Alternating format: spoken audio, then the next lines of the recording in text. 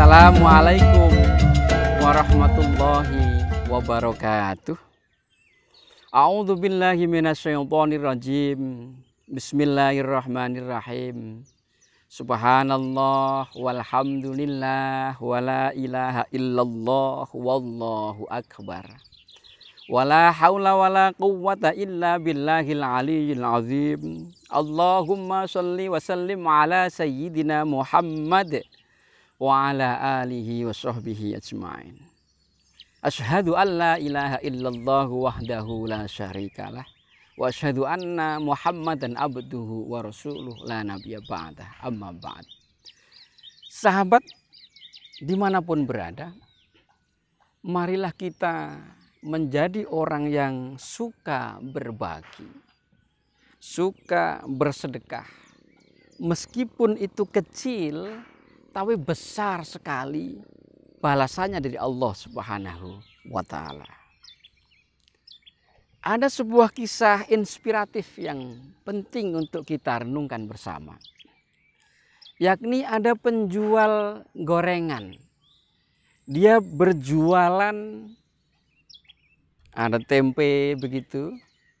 Tapi utamanya dia berjualan ketela pohon. Nah, itu digoreng begitu, dicampur tepung, kasih bumbu, digoreng gitu. Di sebuah sekolah SD. 10 menit sebelum bel istirahat berbunyi, si bapak ini, katakanlah namanya Pak Udin gitu, itu sudah memotong-motong ketelanya. Lalu ditembungi, dikasih bumbu begitu, lalu digoreng. Pas istirahat, anak-anak berlarian keluar, pada senang membeli ketela goreng itu. Memotong ketela goreng itu biasanya kan yang besar begitu. Yang ujungnya gitu, yang kecil gitu, itu enggak dijual, terlalu kecil. Maka disisihkan di pinggir dan nanti biasanya juga tidak laku untuk dijual. Kadang-kadang dibuang.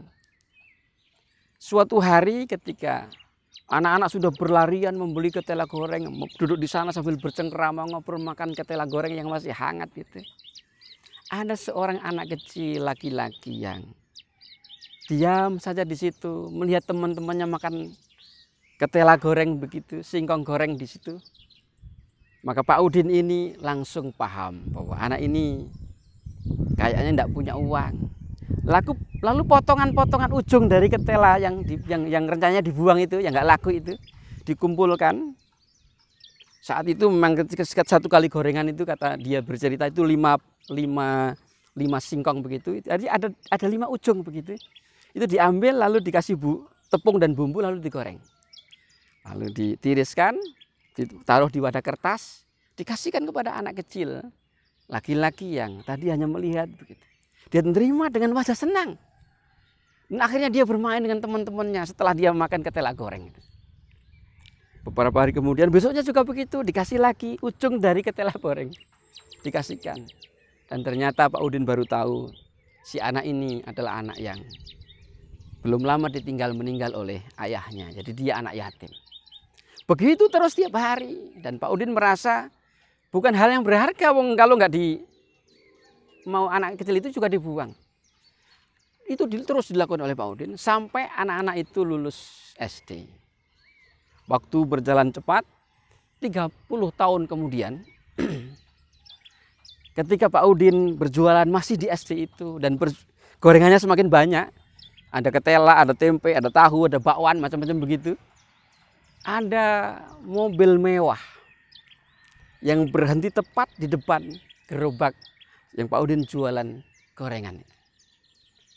Keluarlah seorang anak muda yang gagah, yang pakaiannya bersih, bahkan berdasi begitu, mendekati Pak Udin. Pak Udin, masih ingat sama saya? Siapa Den? Saya kok tidak ingat. Aku dulu si anak kecil yang suka makan ujungnya singkong gitu. Diingat-ingat, oh sudah lama itu Den.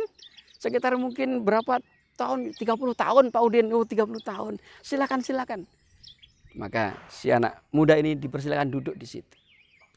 Sambil Pak Udin menggoreng, melayani anak-anak SD yang beli gorengan itu. Si anak muda ini, orang muda ini berkata kepada Pak Udin, Pak Udin, saya datang ke sini sesungguhnya ingin mengucapkan terima kasih kepada Pak Udin. Terima kasih atas apa, Den? Manggilnya Aden gitu. Terima kasih dulu saya diberi ujung-ujung dari pohon itu, dari ketela itu.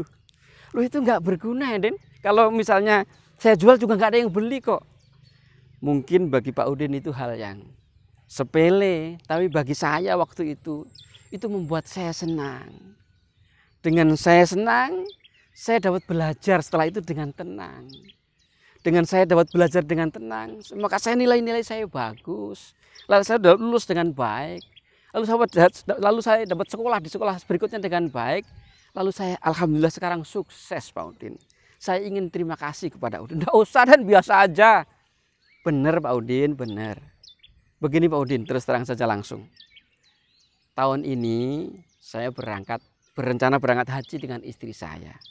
Saya mohon Pak Udin mau. Pak Udin mengajak istri Pak Udin untuk menemani saya dan istri saya berangkat haji. Ya Allah, Den, kaget Pak Udin. Bersyukur sekali dia, menetes air matanya. Dulu hanya ujung dari singkong yang mungkin tidak berguna, hanya sepele begitu. Ia lakukan dengan ikhlas menolong anak yatim itu. Ternyata Allah Subhanahu wa Ta'ala memberikan balasan yang begitu besar. Dan real, Pak Udin akhirnya berangkat haji bersama istrinya.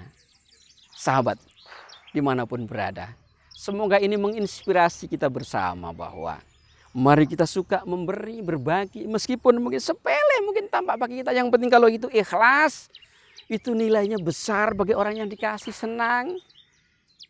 Dan Allah Subhanahu wa Ta'ala akan memberikan balasan yang besar untuk kita. Allahumma amin. Wassalamualaikum warahmatullahi wabarakatuh.